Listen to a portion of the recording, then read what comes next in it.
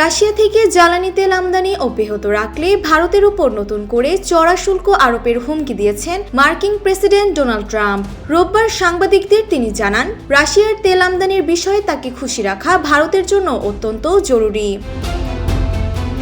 Trump বলেন, প্রধানমন্ত্রী মোদি একজন ভালো মানুষ। তিনি জানেন যে ট্রাম্প ভারতের রাশিয়ার সাথে এই বাণিজ্যিক অবস্থানে খুশি নয়। আমাদের খুশি করা তাদের জন্য গুরুত্বপূর্ণ, কারণ তারা আমাদের সাথে বড় ব্যবসা করে এবং আমরা চাইলে খুব দ্রুত তাদের উপর শুল্ক বাড়িয়ে দিতে পারি। ভেনেজুয়েলার সাম্প্রতিক অস্থিতিশীল পরিস্থিতি এবং দেশটির ৩০৩ বিলিয়ন ব্যারেলের বিশাল তেলের মজুদের নিয়ন্ত্রণ নিয়ে মার্কিন ভূরাজনীতিতে জ্বালানি ইস্যুকে আবারও মুখ্য করে তোলা হয়েছে। জীবন অবাক না করলে কে করবে? 28% মিল্ক ফ্যাটের অবাক করার সাথে ফ্রেশ মিল্ক পাউডার। জীবন অবাক করুক প্রতিদিন। এমন সময়ে ভারতকে দেয়া ট্রাম্পের এই বার্তা দক্ষিণ এশিয়ার রাজনীতিতে নতুন করে আলোচনার সৃষ্টি হয়েছে।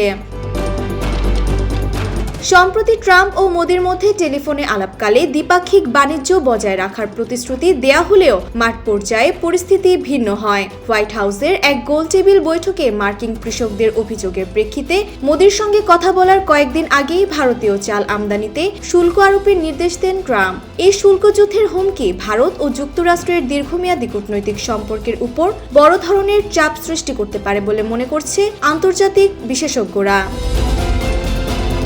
ডেস্ক রিপোর্ট, জয় দিন।